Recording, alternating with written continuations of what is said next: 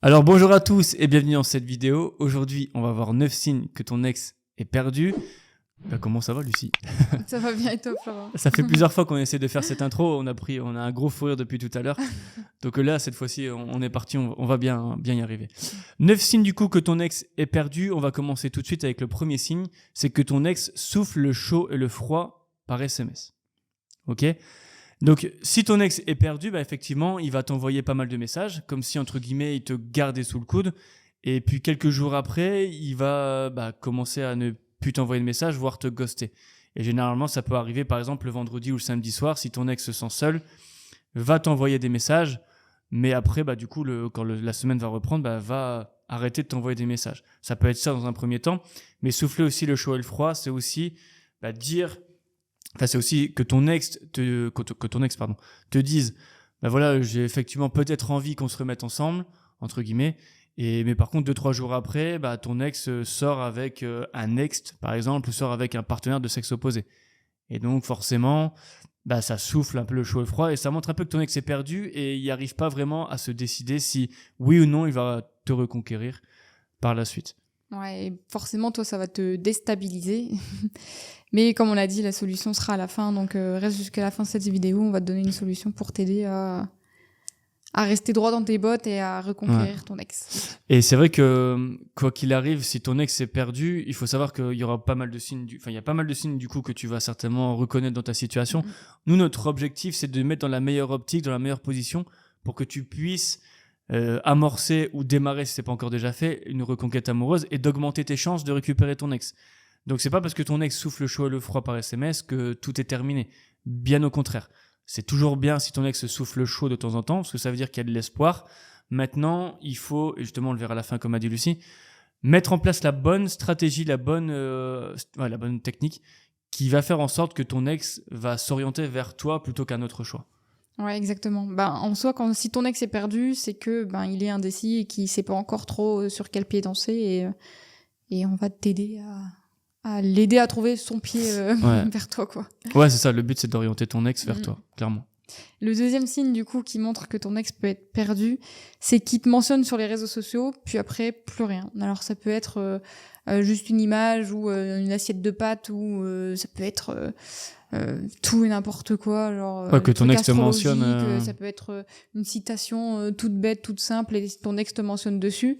Si toi tu réponds, mais qu'il y ait plus rien après, même pas par message, ou il ou elle ne te l'envoie pas forcément en plus. Voilà, c'est juste que sur le coup, il ou elle a voulu, parce qu'elle a pensé à toi sur le coup, puis finalement elle s'est ravisée un petit peu, genre ah mince, qu'est-ce que j'ai fait, j'aurais peut-être pas dû, je sais pas trop, est-ce que je veux pas.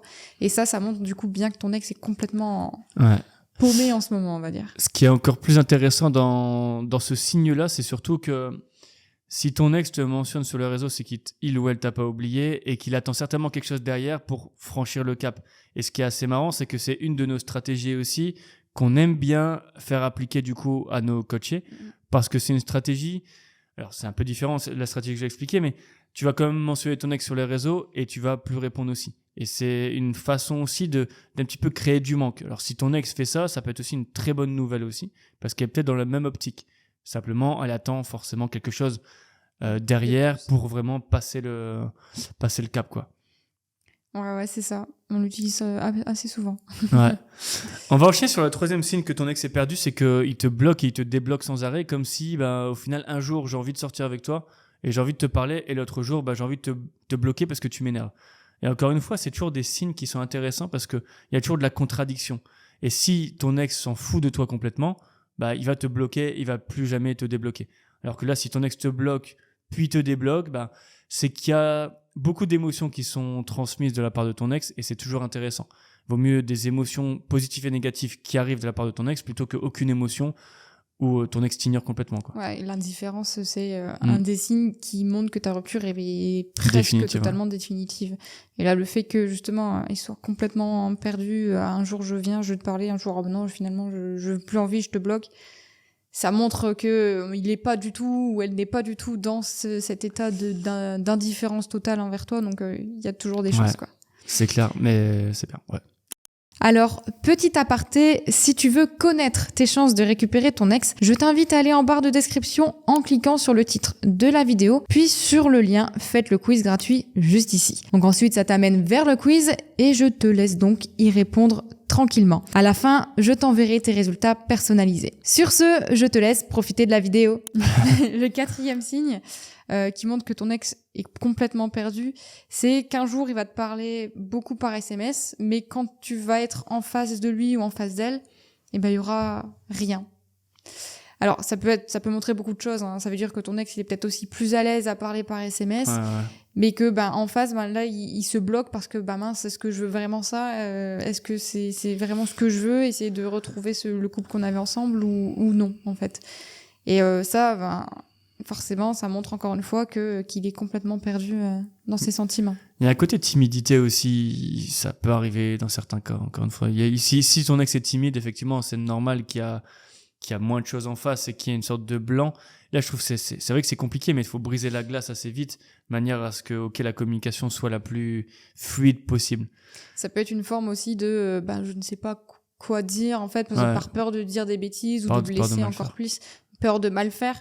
Parce que finalement, peut-être que lui, en étant perdu, il est aussi peut-être des fois dans une optique de reconquête, donc il essaye des choses par SMS, et finalement, quand il te voit en vrai, il est là, il sait pas quoi dire, et ah mince, qu'est-ce que je fais? En fait, je suis perdu, est-ce que je veux vraiment le récupérer? Est-ce que je veux... Ça peut être dans cette optique-là aussi. Ouais, mais clairement... Moi, j'aime bien ce truc-là, parce que en face à face, effectivement, ton ex peut avoir peur de mal faire. Et on sous-estime trop souvent le fait que, en fait... notre ex, il a un point de vue qui est différent du nôtre, et en fait, il veut aussi peut-être nous récupérer, mais sauf qu'il sait pas encore vraiment comment s'y prendre. Peut-être que c'est lui qui est à l'origine de la rupture, mais qui regrette 2-3 semaines après ou 3-4 mois après, et qui se sent un peu mal à l'aise de revenir comme ça, comme une fleur. Peut-être que il sait pas encore comment l'exprimer, il sait pas encore s'il est sûr de lui. C'est pour ça aussi qu'on fait cette vidéo. Donc voilà, ton ex est simplement perdu si effectivement il te parle par SMS mais ne dit rien en face. Là, notre solution entre guillemets à court terme, c'est d'essayer de comprendre pourquoi et de briser la glace. De briser la glace et de partir peut-être par exemple sur l'humour pour que du coup ton ex se détende un peu plus et s'ouvre par la suite. Voilà. Point numéro 5e signe que ton ex est perdu, c'est qu'il te fait des promesses mais ne les tient pas. Alors c'est un peu plus dangereux. Parce que c'est toujours intéressant quand ton ex te fait des promesses, je vais revenir, j'ai besoin de temps, etc. Par exemple. Mais s'il ne les tient pas, c'est qu'il y a certainement quelqu'un d'autre derrière et ton ex a vraiment du mal à choisir entre vous deux. Donc là, c'est vraiment ultra important de réagir le plus vite. Tu verras que la solution qu'on va donner à la fin, qui est assez commune, mais on donnera des petites dérives, des petites... consignes. Ouais, des petites consignes pour bien le faire, de manière à ce qu'effectivement ton ex se porte vraiment vers toi comme choix et pas quelqu'un d'autre. Ouais. Je vais passer du coup au 6e signe, c'est le fait que ton ex t'invite à un rendez-vous mais annule au dernier moment. Alors pour le coup, ça peut montrer qu'il est complètement perdu parce que sur le coup, au moment où il t'invite, c'est qu'il en a envie. C'est lui qui propose, c'est lui qui fait les choses. Mais s'il annule au dernier moment, c'est qu'il y a eu dans ce laps de temps de demande d'invitation d'y aller. Il y a eu beaucoup c'est exactement. Il y a eu beaucoup de questionnements de sa part. Est-ce que finalement je fais bien? Est-ce qu'il faut vraiment que j'y aille? Est-ce que autre. Alors, bien sûr, il peut y avoir des imprévus pour tout le monde, hein, donc il faut pas non plus mettre tout le monde dans le même panier. Peut-être que ça arrive qu'elle ou il a eu un imprévu, donc. Mais dans ce cas, il va redécaler le rendez-vous. Mais le fait d'annuler au dernier moment et de pas redécaler, là, ça va être qu'il peut être vraiment perdu et qu'il ne sait pas si vraiment c'était une bonne chose de faire finalement l'invitation. Ouais, pas reprogrammer le rendez-vous. Si ça a été annulé, effectivement, c'est plus problématique. Là-dedans, effectivement, ça peut arriver une fois que c'est décalé et puis c'est tout, c'est juste normal. Mais il y a quand même encore une fois un côté intéressant, c'est que ton ex s'est chauffé pour dire ok, tu sais quoi, on va se voir et après non, j'ai plus trop envie. Là, pour moi, il y a une sorte de il faut créer et susciter l'intérêt là-dessus, parce que si tu ne crées pas de l'intérêt ou si tu suscites pas l'intérêt avec ton ex, ça va toujours être la même chose. À un moment, si ton ex se sent seul, va t'envoyer un message pour se voir, mais après, 3-4 jours après, n'aura plus envie. Là, il faut vraiment que tu gardes ton ex en haleine pour que chaque jour, il ait envie ou elle a envie de te parler et te revoir et que ce soit plus à il ou elle de revenir vers toi plutôt que l'inverse. Là, du coup, la solution pour ça pourrait être carrément d'envoyer un message à ton ex quand il ou elle annule. Ah bah c'est dommage, j'avais prévu une super surprise pour toi. Comme ça, tu y restes sur le mystère. Genre, oh punaise, j'avais une surprise. Et du coup, bah, là, il va peut-être plus facilement justement déplacer sans ce en dire trop. Et va retrouver du coup un moment pour justement avoir cette surprise de ta part. Ouais, encore une fois, sans en dire trop, vraiment un petit message très court. C'est dommage, j'avais prévu quelque chose de dingue, 3 petits points. Et soit ça, soit ne pas répondre du tout, qui peut aussi vraiment créer une sorte de petit choc dans la tête de ton ex. Parce que si ton ex qui pense t'avoir sous le coude annule le rendez-vous et toi tu réponds même pas, c'est qu'au final, bah, ton ex va dire bah en fait il l'avait même pas noté ou elle avait même pas noté le rendez-vous. Et ça peut être pas mal. C'est un réflexe un peu plus dur de ne pas envoyer de message, mais les deux solutions sont bonnes à prendre en tout cas. Tout dépend de ta situation. Le 7e signe que ton ex est perdu, c'est que ton ex botte en touche. Et quand il faut prendre des décisions, c'est-à-dire si par exemple tu proposes un rendez-vous à ton ex et que ton ex dit je vais réfléchir, etc., je vais voir mon agenda ou mon planning, ça c'est problématique. Et vraiment, ça veut dire que ton ex il est perdu, mais plutôt perdu encore une fois dans le mauvais sens. Il y a des signes qui sont positifs, que ton ex est perdu, mais ça va encore. Là, si ton ex botte en touche quand il faut prendre des décisions, ou est-ce que tu viens, est-ce que tu veux qu'on se voit, ou etc., tous ces trucs comme ça. Si ton ex botte en touche à chaque fois, c'est vraiment problématique sur le long terme, à moins encore une fois qu'il y ait un vrai empêchement sur la date où vous allez vous revoir. Mais c'est vraiment, vraiment embêtant. Si ton ex botte en touche tout le temps, c'est pas bon signe du tout. Ouais, c'est qu'il ou elle n'ose pas se mouiller et qu'elle préfère attendre. Sauf que le fait d'attendre, ça va pas aider à recréer quelque chose avec ton ex s'il y a rien qui se passe par derrière. Donc, ouais. Et encore une fois, pour ça, c'est de pas envoyer de message du tout, tant pis. À partir du moment où tu as proposé de faire quelque chose et ton ex botte en touche parce que tu as dit parce que tu veux qu'on se revoie et que ton ex dit je sais pas, faut même pas répondre et attendre que le manque se crée avec le temps, etc. On donne un petit peu on spoil un petit peu la solution qu'on a préparée pour la fin de la vidéo, mais c'est pas grave. Je te laisse enchaîner sur la 8e. La 8e, c'est le 8e, pardon. 8e signe. 8e signe, pardon, pas la 8e. Le 8e signe que ton ex est perdu, c'est qu'il va avoir du mal à s'engager avec toi, justement, comme on le disait sur les rendez-vous, par exemple. Il va pas dire oui ou non, il va, comme tu l'as dit, un peu genre ouais, non, faut que je regarde, je ne sais pas trop comment faire, je sais pas, faut que je regarde mon agenda, que je vois si je suis dispo ou pas. C'est que ton ex ne s'engage pas avec toi pour même juste une toute petite chose. Ouais, mais ça montre aussi que ton ex te garde sous le coude, clairement. Et va t'envoyer, de toute façon, ça se voit à mon avis dans les messages. C'est que si ton ex te répond ou t'envoie des messages quand il a envie, mais te répond, toi tu réponds dans la minute à ton ex, mais ton ex te répond pas dans la minute, c'est que ton ex, il y a un déséquilibre qui s'est créé avec. Et donc, il t'envoie ou elle t'envoie un message quand il ou elle en a envie et en a besoin. Par exemple, se sent un petit peu seul. Mais par contre, ouais, effectivement, quand il ou elle ne répond pas, par exemple, à tes attentes, à tes questions, à tes demandes, ouais, effectivement, c'est vrai que ça se rejoint avec le signe 7, mais je trouve ça légèrement différent, effectivement. Ouais, je vais enchaîner avec le dernier signe qui est un peu plus positif quand même. Si ton ex est perdu, et donc qu'il sait pas choisir, il va pas s'engager avec son ex. Donc c'est-à-dire qu'il a quelqu'un sous le coude, mais tu vas voir que il ou elle est plus ou moins en couple avec quelqu'un d'autre, mais va pas vraiment s'afficher, va pas vraiment être, comment on dit, être vraiment ultra motivé et en parler à fond. Tu vois, c'était pas... Il va pas officialiser... Ouais, va pas officialiser à fond la relation, ex. etc. Et je trouve que c'est un super bon signe parce que si ton ex a quelqu'un d'autre et est en couple, tu peux vraiment douter, effectivement. Mais si tu as l'impression que ton ex n'est pas vraiment dedans dans cette relation, ne se donne pas à fond, n'a pas l'énergie qu'on devrait avoir dans le début d'une relation, c'est un signe que ton ex est perdu et c'est vraiment un bon signe pour toi. Ouais, pour le coup, là, ça veut dire que tu as encore des cartes à jouer pour que ton ex revienne plutôt vers toi et limite des fois plus facilement que d'autres signes. Ouais, la solution qu'on veut te proposer du coup, c'est le silence radio, tu l'auras certainement compris. Le silence radio est idéal si ton ex est perdu, tout simplement parce que tu vas pouvoir créer du manque, créer un électrochoc, etc. durant toute une période, généralement de 3 semaines, 21 jours, c'est une moyenne, ça peut être plus ou moins en fonction de la situation.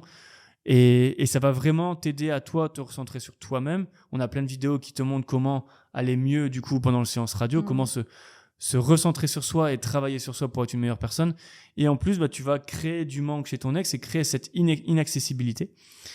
Et donc, du coup, bah, ton ex va plus se pointer vers toi. En fait, on est toujours attiré, l'humain est attiré par ce qu'il n'a pas.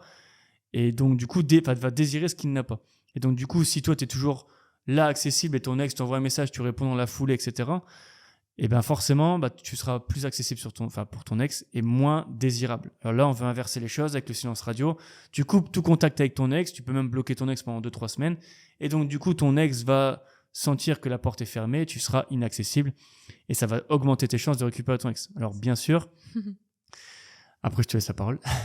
Alors, bien sûr, c'est pas juste avec le silence radio que tu vas récupérer ton ex. Et c'est pour ça que nous, on est là aussi pour mettre en place toute une stratégie qui est adaptée à ta situation. Pour ça, tu peux aller en description. Tu as un quiz gratuit si tu veux connaître tes chances de récupérer ton ex. Mais tu as aussi 2 moyens de prendre des rendez-vous avec nous, que ce soit avec Lucie ou avec notre assistant. C'est 2 tarifs différents, 2 solutions différentes. Mais en tout cas, ça peut être super intéressant aussi de voir ensemble une stratégie qui est adaptée point par point à ta situation pour que tu puisses récupérer ton ex sur le long terme. Oui, j'allais juste compléter du coup ce que tu disais par rapport au silence radio, au fait que ça va rééquilibrer la relation. Là, c'est toi qui donnes toute ton attention à ton ex. C'est souvent le cas de toute façon, donc je pense être assez majoritaire dans ce cas-là. Mais tu vas vraiment donner toute l'attention à ton ex et du coup, là, on va créer l'inverse avec le silence radio. Ce sera ton ex qui reviendra beaucoup plus vers toi. Ouais. Et ça va t'aider à reprendre aussi un peu confiance dans ta relation, à savoir quoi dire à ton ex, reprendre un petit peu le dessus, on va dire, dans ta relation. Et du coup, tu seras plus confiant à savoir quoi faire aussi après avec ton ex. Ouais, clairement. Bah, c'est tout pour nous pour cette vidéo. En tout cas, n'hésite pas si tu as besoin d'un rendez-vous. Je vais détailler un petit peu. On a un rendez-vous avec Louise qui est notre assistant, si tu veux le prendre.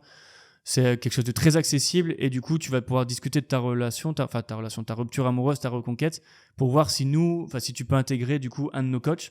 C'est un rendez-vous qui est payant, bien sûr. On laisse pas la place à tout le monde parce qu'on a trop de demandes.